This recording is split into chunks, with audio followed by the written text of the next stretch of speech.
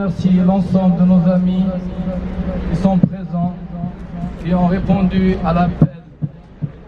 Ce n'est pas uniquement l'appel d'aujourd'hui, mais c'est l'appel de la mémoire.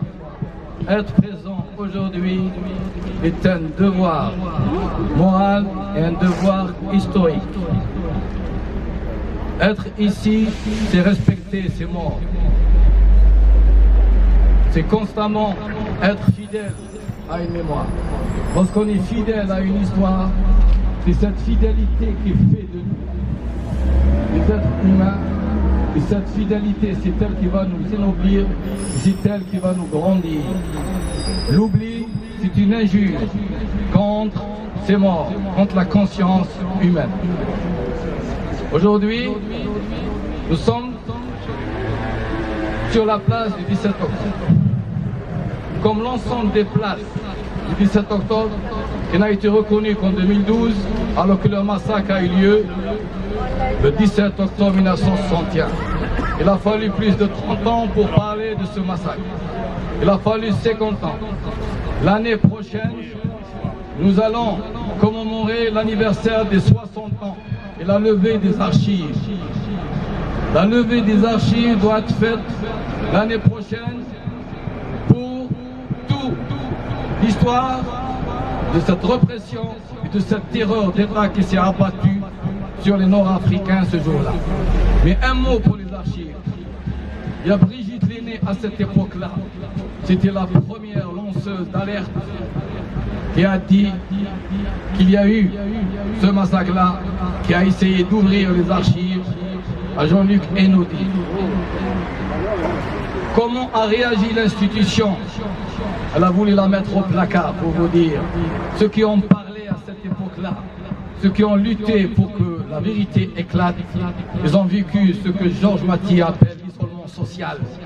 Lorsqu'on défend un principe, lorsqu'on défend des valeurs, sachez que même dans la capitale des droits de l'homme, vous serez constamment poursuivis. Jean-Luc Einaudi, il a aussi souffert parce qu'il fallait qu'il éclate cette vérité. Il était dans un tribunal de justice qui lui a fait un procès. C'est Maurice Papon qui l'a attaqué en diffamation. C'est content de combattre pour faire éclater la vérité. Ceux qui combattent pour la vérité sachent que celle-ci doit se faire à un prix, un véritable prix de sacrifice. Mais ceux qui se sacrifient pour faire grandir la cause humaine, la liberté humaine, c'est leur nom que l'histoire retiendra. Moi, j'ai retenu l'histoire de Jean-Luc Einaudi et de Georges Mathieu, de ceux qui ont lutté pour la vérité. Et Maurice Papon restera pour moi et pour l'histoire de France une grande tache noire dans l'histoire de la République. Et ça, c'est l'histoire qu'il écrira. Cette place-là, lorsqu'on la lit, jusqu'à présent, 2012, lorsqu'elle a été, on a reconnu les massacres, on n'a jamais nommé les criminels. On vous dit, une grande répression sanglante a eu lieu contre les Nord-Africains, les Algériens, c'était des Français musulmans, ce jour-là. Mais on ne nomme pas les criminels. On ne dit pas qui a tué l'auteur de ces massacres. Et ça reste un grand problème. Il y a des victimes, il n'y a pas de criminels. Tant qu'on ne nomme pas les criminels, qu'on le veuille ou non, on est encore dans une forme de déni. Et ce déni-là, il va toujours revenir sous une autre forme. C'est pour cette raison-là que être fidèle à l'histoire de France, c'est dire la vérité, la reconnaître et l'assumer. Et jusqu'à présent, la République bute. Reconnaître ce crime-là, c'est reconnaître avec lui le mensonge, c'est reconnaître l'aventure coloniale et toutes les conséquences que nous sommes en train de vivre jusqu'à aujourd'hui. Et pour terminer, j'ai envie de revenir sur ce discours du président de la République qui fait polémique et qui fait débat.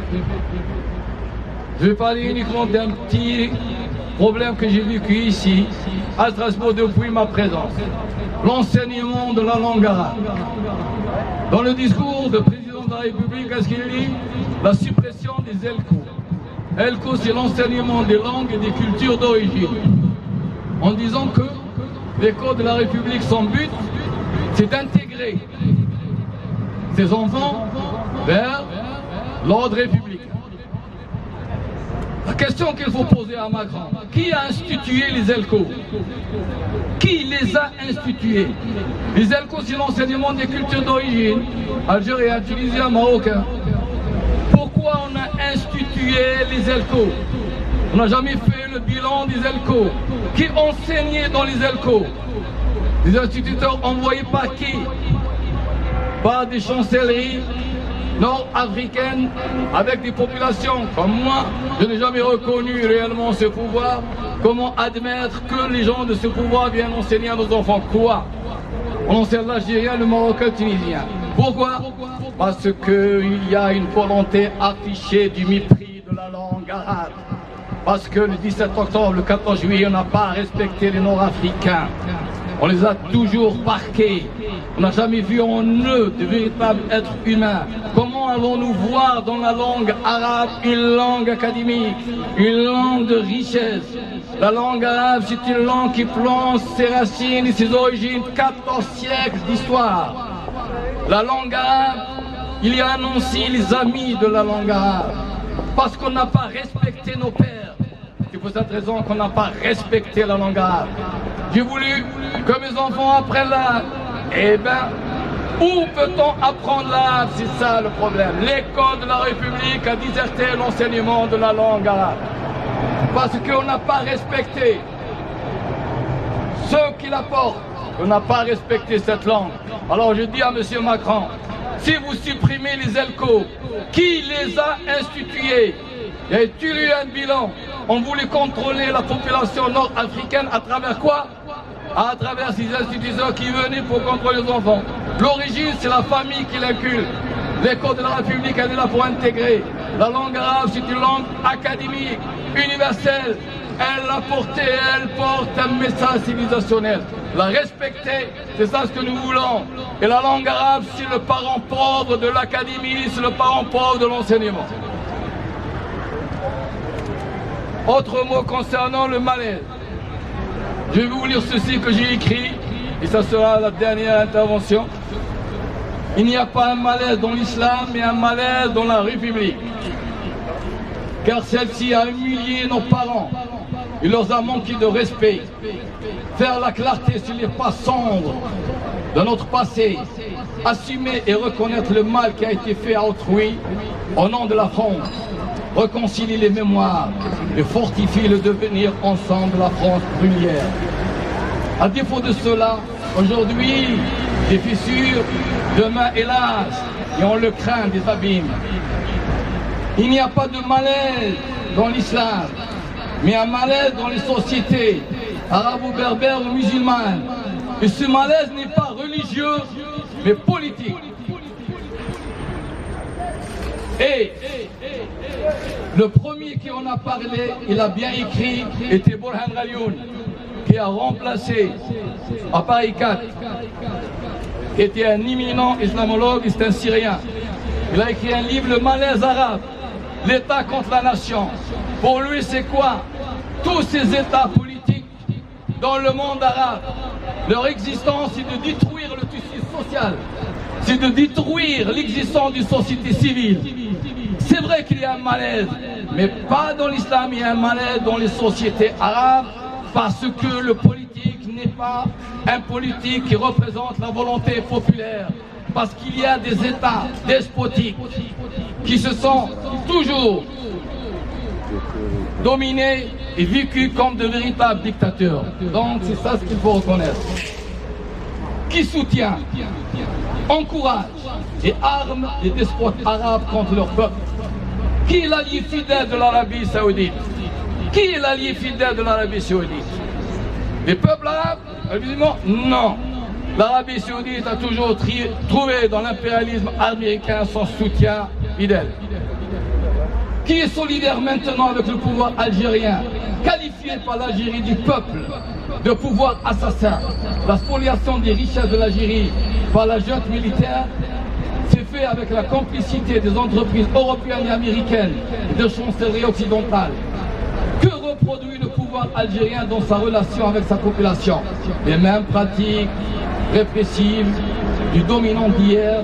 Il se comporte face au peuple comme une véritable force d'occupation.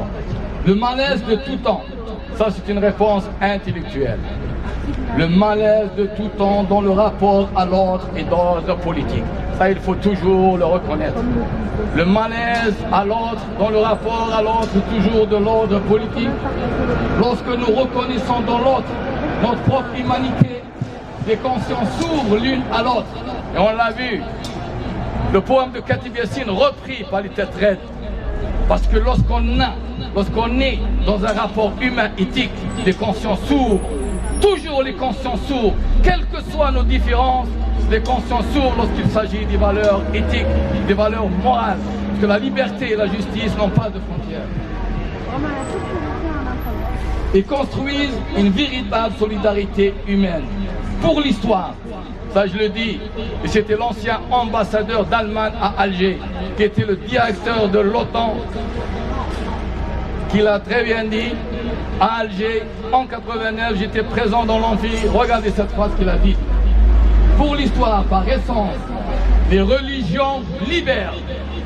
Qui voit dans Moïse, dans le Christ, de Mohamed, des dictateurs? Qui? Les religions par essence libèrent. Qui opprime? C'est les cultures religieuses. Et les cultures religieuses, lorsqu'elles oppriment, derrière cette oppression, il y a toujours la domination politique. Les religions libèrent, les cultures religieuses, oui, elles oppriment. Mais les cultures religieuses sont construites d'une façon anthropologique et reprennent, qu'on le veuille ou non, l'esprit de domination et non l'esprit de liberté. Les religions, dans leur essence historique, libèrent. La condition natale du christianisme a toujours été la pauvreté, la générosité et l'amour. C'est ça la condition natale des religions. La liberté par essence est liée au phénomène religieux. Les cultures religieuses, oui, et les cultures religieuses se construisent surtout dans un but dominateur. Et merci à vous tous. Maintenant, on va libérer la place. C'est mieux parce que on a nos amis aussi, policiers qui sont avec nous depuis 17 h. On va essayer de libérer la place, c'est mieux pour nous tous et pour eux. Et on les remercie aussi de leur présence.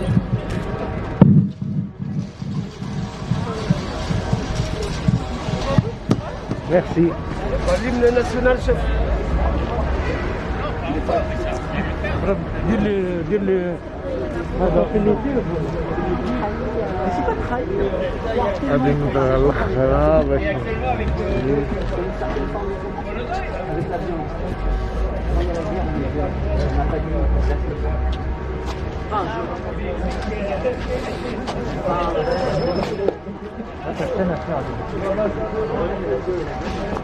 Vous savez combien de gens sont morts?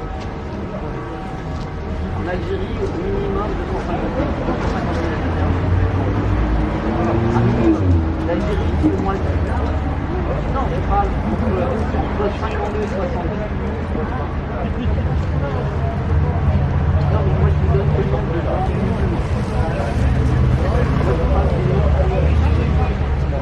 Le nombre de Français, grosso modo, c'est 25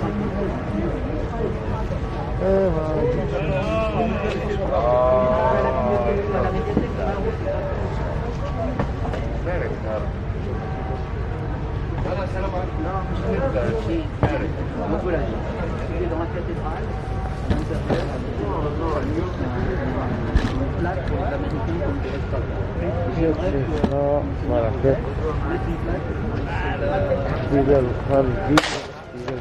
Trop court ça.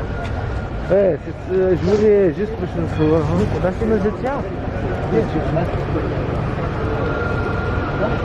عنده جيش الحدود والعسكر حاكمين بالقوة والقتل.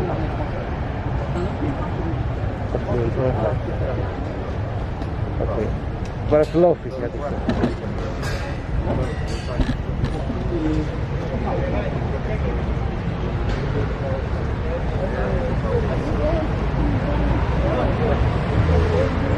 إذا راهي 7 بزاف صافي. بارك الله فيكم.